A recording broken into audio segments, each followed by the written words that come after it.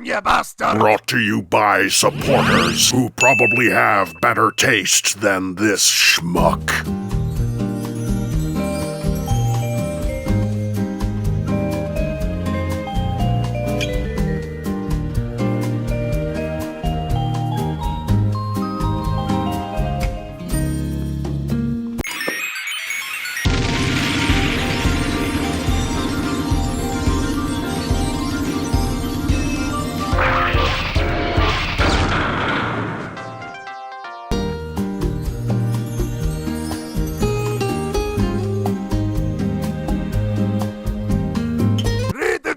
He already did that at the beginning.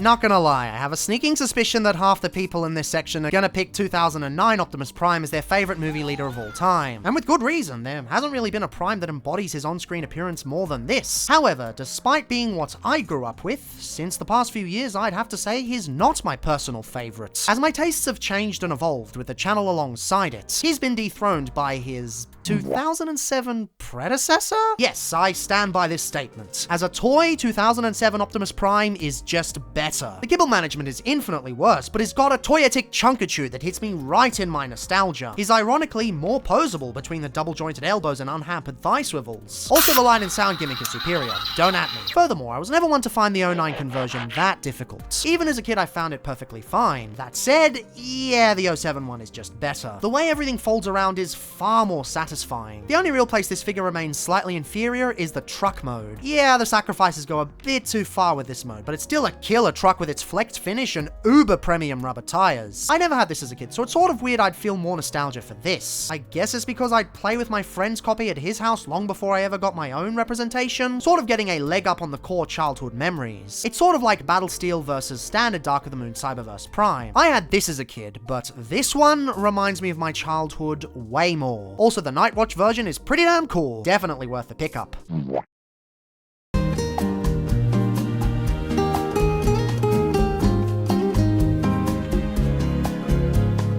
Hasbro, baby, I love what you're doing, but you gotta stop with this trademark reusing nonsense. I get that existing trademarks are easy to pull back out and capitalize on, but it's causing a whole lot of confusion for long-time collectors. Don't know what I'm talking about? 2001, Hasbro imports car robots under the title Robots in Disguise. 2015, Hasbro announces a brand new child-oriented line, also named Robots in Disguise. And that's ignoring the RDW comic by the same name, which they had to change to accommodate said new show. And it keeps going. 2011, Dark of the Moon gets a new small-scale line called Cyberverse. 2018, new toy line, also called Cyberverse. 2010, Generations United. 2023, Legacy United. 2020, War for Cybertron. 2017, War for Cybertron Trilogy. And now we're set to get a new Generations line called Transformers Prime. Not to be confused with the 2010's Transformers Prime. So what do we call this? The Prime Trilogy? Well, that doesn't work because then it clashes with the Prime Wars Trilogy. I get that this method is cheaper than initiating a new trademark, but it does nothing but confuse both kids and collectors long term. So come on, Hasbro, baby, I love what you're doing, but you gotta stop with this trademark reusing nonsense.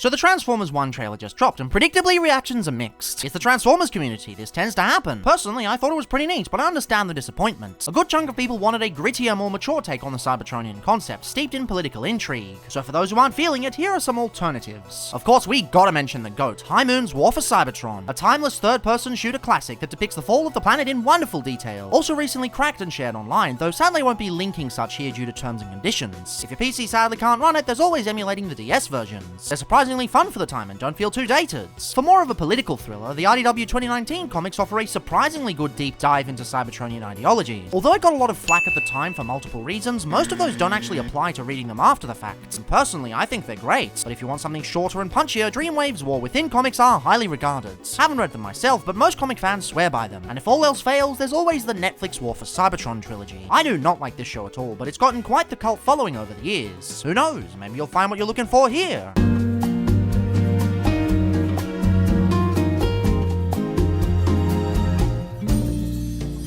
Look, There are different types of Ultra Magni on the market. Some of them have the inner bots, and some of them don't. And that's okay, not everyone likes the same style. Some think missing the inner bot is a crime against humanity. Others think the very concept is stupid and should be ignored entirely. Me personally, I kinda like the inner bot, which is probably why the Siege version is my favorite Magnus so far. This does not diminish what SS86 did though. What it lacks in armor compatibility, it more than makes up for with play features. Sure, it borrows a lot from the MP, but unlike a lot of other SS86 figures that tread similar ground, it actually improves on what came before. No more weird butt flap or lacking waist swivel. The backpack is arguably cleaner too. The engineering is incredibly satisfying. You'd be forgiven for thinking it's one of Hasui's projects. But nope, Tomoki Tatsumi, who doesn't seem to have worked on an Ultra Magnus in his career before, will say adapting the existing transformation here has worked a lot better than his previous projects, with MPM Blackout. No disrespect to that mold, but let's be real, it had its issues. I think what really endears the figure to me is the ult mode. There's something just satisfying holding this in your hand,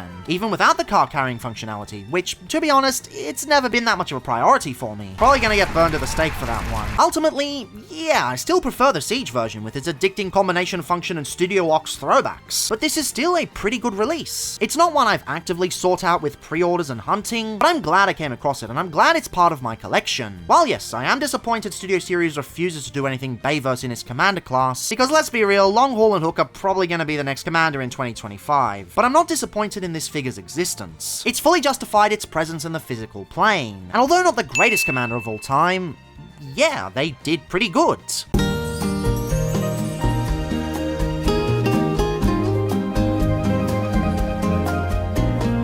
There's a lot of things Transformers have issues with. Things where I understand the annoyances fans have. Hollowness, non-integrative parts forming, lacking articulation. Getting angry at these always makes sense. One thing I don't get, though, is how people despise faux parts. Faux parts is when a transformation makes a fake part instead of using the genuine piece from the alternate mode. Sometimes I get it, like with Rise of the Beast Wheeljack, but a lot of the time, I just don't think it's viable. Budget and real-world physics are very much a thing, and typically when a part is fake, there's a reason. Maybe the cartoon warbles and warps, which just isn't possible with physical plastic. Maybe the transformation is complete bullshit on screen, so doing it all real will give you alien attack barrage, this thing is hell, kill it with fire. Or maybe it is possible, but not at the price point. Not everyone can jump up to Voyager scale like Hot Rods. Accuracy isn't a thing I find paramount, but a lot do care for it. So ultimately, I think faux parts will always be around and always have reasons for existing, even if sometimes, yeah, it is a bit too far. It's just something I don't get the annoyance with, because this collecting space is so fast, meaning there's a lot of things Transformers have issues with.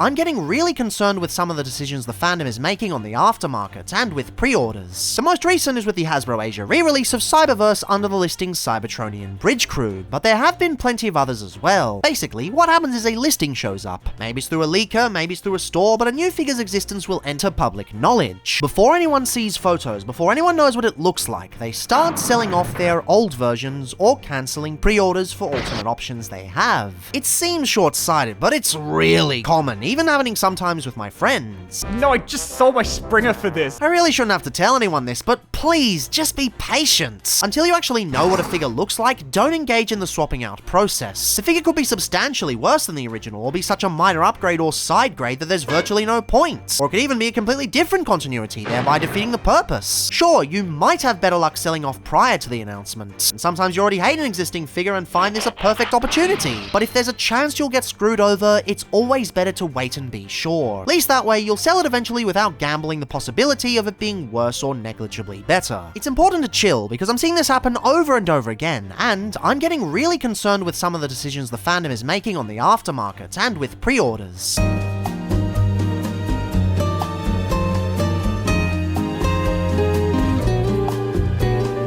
G1 has its own Mandela effect. It's not something worldwide fans often hear about, as it's mainly contained to Australian groups, but there's a common misconception in G1 Optimus Prime re-releases. From 1990 to 91, Europe and Australia had access to what's known as the Gold Box reissues. Classics before Modern Classics was a thing. Of course, among these, an Optimus Prime reissue was put out, yet for some bizarre reason, some people claim they saw a version of this Optimus Prime with a black trailer. Not G2 Prime, G1 Prime, with a black trailer. Never mind that there's no documented existence of any of these sealed, as there were with all the other reissues, or that G2 wouldn't release until 1992, with Optimus Prime dropping in 1993, or 94 in Australia, or that Hasbro has never even acknowledged the existence of such a figure. It's real, trust me, bro. Of course, some have shown up on eBay over the years, but curiously they're all loose with mismatching stamp label years. If it's real, I'll admit I was wrong, but as far as the jury's concerned, it seems pretty ridiculous. That said, I know it's pretty niche and ultimately inconsequential, but I think it's actually kinda cool and sorta funny that G1 has its own Mandela effect.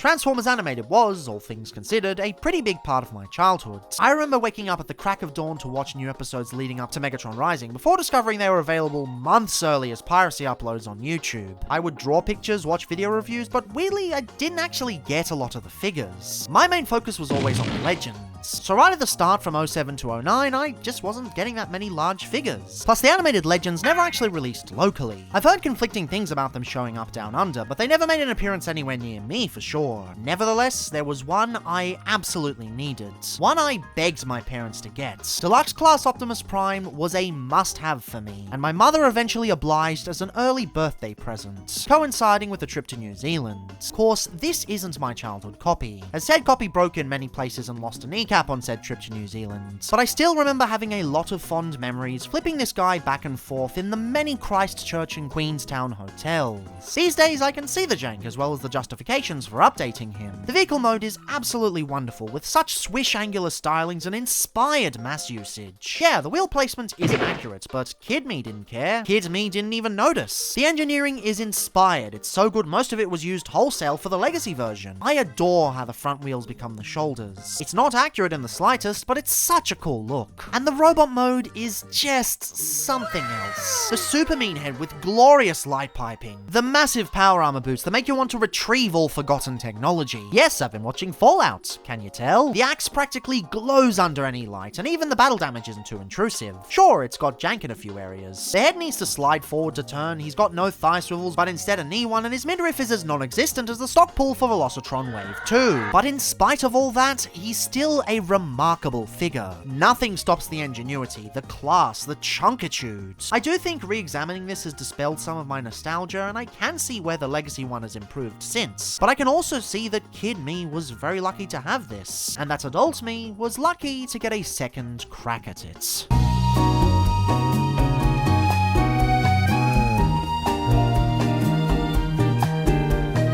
Chug is so close to finishing the Diaclone lineup. If you remove the figures that are virtually identical to their G1 releases, we don't have many from the car robots lineup that still need Chug toys. These car robots, not these car robots. First up, there's Rigorous, who recently received a Masterpiece canonization, but is yet to have any outing across both major Chug eras. Similarly, Reboost received an MP release a while back, but we're still waiting on a deluxe scaled one, despite the fact Burnout already has two. There's also technically Red Skids as a separate entity, but I think there's too much overlap between the two, so I don't think we're getting that one. Same with Blue Hoist, we already have Breaker. Loud Pedal is also one we're missing, and I really hope it's not because of the backlash from the Kingdom molds. I'd hate for this lineup to go unfinished just because people had a dislike for one specific mold. And finally, the big one, Red Mirage. This one has never seen a Hashtag release since its first Diaclone outing in 1985, aside from one Loyal Subjects release that doesn't transform. It would complete the elusive Powered Convoy Deluxe set, which would be really cool because the original is... doesn't even have a canon name, though many have taken to calling it Dino as a double homage to the Movieverse character. I'd be down for that, as I'd be down for all the rest. Really, I just want Hasbro to get off their ass and get these four done, because Chug is so close to finishing the Diaclone lineup.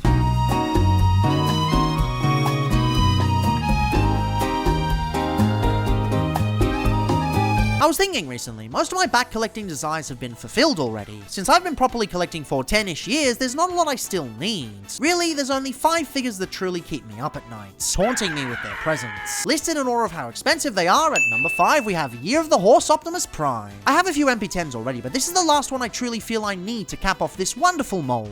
The golden dark red just does it for me. At number 4 we have BotCon Unit 3. I already love this mold, and these colors combined with the weird and wacky origins just call to me. Would prefer to get it without the accompanying Tigertron. At number 3, China exclusive Camo Blackouts. It's not that this one is expensive, but more so that barely any actually exist. So if ever there were any that I'll probably never get, it'd be this one. At number 2, it's G1 Raiden. The MPG is rather nice, and we do have a Magic Square Legends one currently in production, but part of me still wants the original in its chunky glory. And finally, at number 1, Redfoot Optimus Prime. A super rare French variant of the G1 Classic. This thing is just gorgeous, plus my G1 copy is in dog shit condition, so I need an upgrade. Alrighty, see you in 10 years when I've gotten all of them except Blackout, because I'm never finding one of those.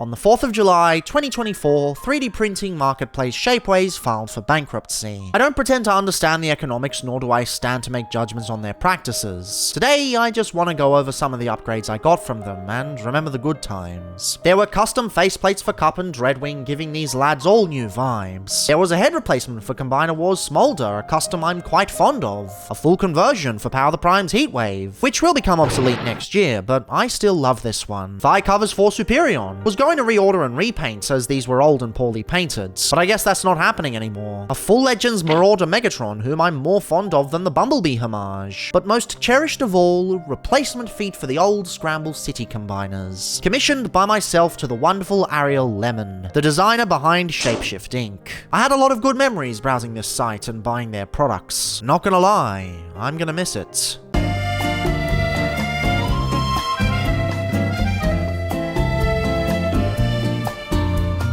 3 reasons why Overwatch X Transformers sucks. Number 1, they're overpriced. 4 cosmetic upgrades for the equivalent of $50. Only you have to pay $100 because it's just shy of the required amount. Expensive and exploitative. Just buy a leader at that point. Remember, both extra 30-hour campaigns in Xenoblade were only $30. 2, they look ugly. Nothing about them screams Transformers. It's all just corporate mandated slop with all the artistry sucked out until it becomes art by committee. 3, did you think we'd forget? The lies, the deceits, the abuse of power, the crossing of boundaries, the monuments to predators and abusers. Kerry Moynihan. Never forget Kerry Moynihan. These people have lied, cheated, crunched, and drove their most passionate developers out through quitting or layoffs. You're not supporting the devs, you're just supporting the executives' holiday bonuses, as they cut anyone not profitable loose. There may be no ethical consumption under capitalism, but this is definitively unethical, and it disgusts me. You're not that Transformers content starved that you need to give money to these disgusting parasites and abusers. F***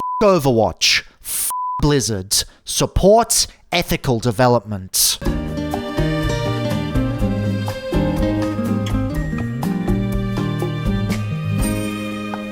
I've been getting a few comments lately about me not properly explaining my disdain for sliding rails. Some are less critiques and more vitriol, but credit where credit is due, I either haven't explained it at all or it's been so damn long that going back to the explanation makes no sense. Can't remember which, so allow me to set the record straight. Sliding rails are the worst transformation joints, period. The biggest reason is longevity. Sure, these joints may work fine for now, but as we've seen with many a G1 toy, eventually you get to the point where they just refuse to get it up. And sure, some toys put spring-loaded mechanisms to counter this, but those aren't super common simply due to the cost of production. And that's the best case scenario. Worst case, you're left with Toy World of Illustar where they don't have locking mechanisms at all and flop around more than Lorenzo's prequel designation. The bad Lorenzo, not the good one. These things just suck. Give me the Combiner Wars style triple joint any day of the week. This is definitely the worst type of joint, crushing the competition with trigger-happy shoulders. Yes, I know what I said. What you gonna do?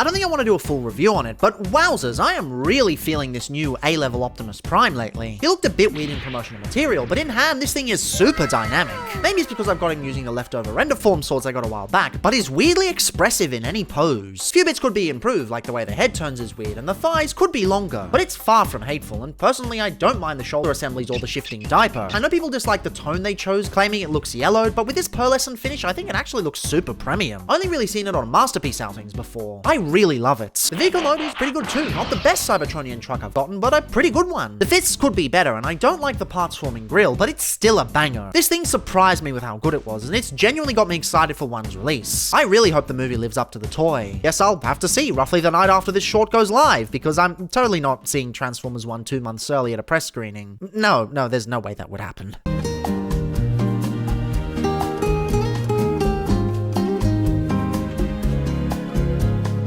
Yes, I was able to see Transformers 1 early. I'm unfortunately unable to talk about it in detail until like a week before general release because they made me sign an NDA, but I am able to make a short vlog about it. After picking up Brody Jaxius of bot posting fame, we proceeded to the airport to grab Diamond Bolts. And of course, the first thing we do as a bunch of collecting obsessed Transformers fans is make a beeline to the biggest independent toy store in the city, Gamesman. It is pretty out of the way, so I don't come here physically very often, but it was a lovely place and allowed me to grab the recently released Star Raider collection. Longtime cameoer Michael dropped by, and we proceeded to grab some lunch in the city. We wanted to stop by King's Comics as well, but sadly we didn't have time. At 4 o'clock, we hit the event area and chilled at a meetup of all the fans attending. We were supposed to grab dinner, but the burger before was too damn filling. The line into the film was really bloody long. It was kinda insane seeing fans from all over the country turn up to see the thing. They of course made us sign NDAs before entering, so no review like I'd planned. Ah well, after some quick photo ops, we funneled into the theatre and were greeted by Robus and desperately trying to remain relevant. Deadpool also seemed very angry that he was having his spotlight taken. As for the film itself, I can't say anything specific, but I can say it was probably the best one since Bumblebee. Might be in the running for the best Transformers film ever, especially with the second half. The hype is real for this one, and I really wish I could say more.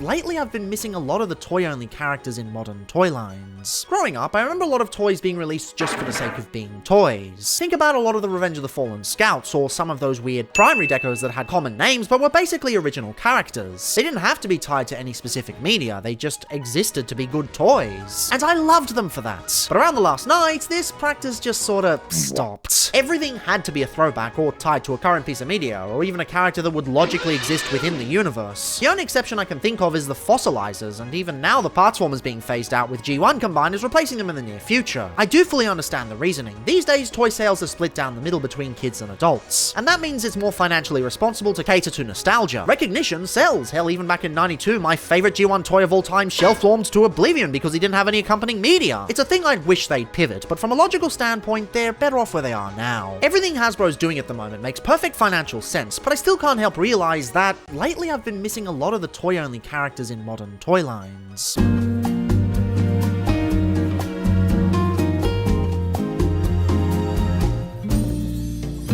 Hasbro has a massively missed opportunity that they could capitalize on. Complicated reissues. People want old toys from multiple periods, but if the molds themselves are lost to time, it can make the project both difficult and prohibitively expensive. Coupled with certain toys not being as popular as others, it makes sense why you gotta stick to the figures everybody wants. And Starscream for some reason. So, for the more niche projects or the more expensive to reproduce ones, why not put out a Haslab initiative? Think of the Dinobots in a nice beefy set, or Wheeljack or Mirage, ones that don't snap at the waist. Or go obscure with combiners like Liokaiser and Raiden. You know how fucking expensive those are on the aftermarkets? What is Haslab if not an outlet to do figures that wouldn't function normally at retail? I mean, if Temu can do it at a reasonable price, surely Hasbro can put into production figures that people have wanted affordably for literal decades. I mean, come on, it's right there. It's right for the taking. Hasbro has a massively missed opportunity that they could capitalize on. Complicated reissues.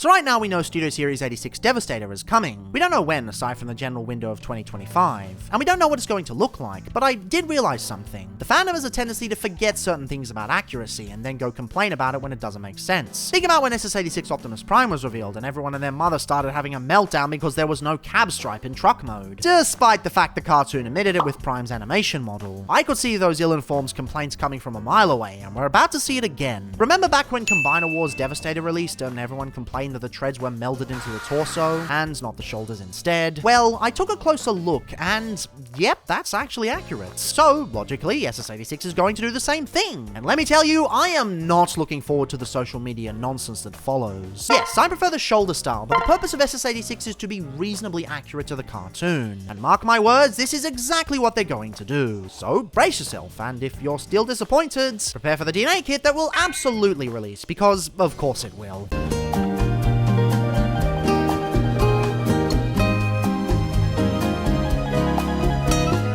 Deals everywhere, and yet not a purchase to be made. Sometimes you're not so lucky with certain purchases and they slip through the cracks. You can't always get what you want, sometimes you're late, or it falls through, or the seller gets a bit f***y-worky. I figured it would be fun to reminisce on a few times this happened to me. The first big example when I got back into collecting was on the TFW sales boards. Was going to buy a Henkei Cyclonus, asked the guy to hold for 3 days, and despite promising, he forgot and sold it to someone else. Kinda stopped using the boards after that, but I got him for a tenner years later anyway, and Kingdom is just better regardless. So who cares? I had a lot of trouble getting Ava Prime at first. I missed both issues because I was at work and had 3 sellers back out on me, but given I got it for resale in the end, might have been for the best. Same with Transform and Rollout's Commander of Stars. It came in when I had bills to pay, so I had to cancel my pre-order. Bullet dodged on that one, as not only was it terrible, but I ended up getting the original for free regardless. There is one that frustrates me immensely though. Energon Tidal Wave. Voyager price, and it's one of the few clear decos I actually like. But of course, I missed it to a guy that literally has a restraining order put on him due to an altercation with an old acquaintance of mine. That's not a joke, and it makes it doubly annoying.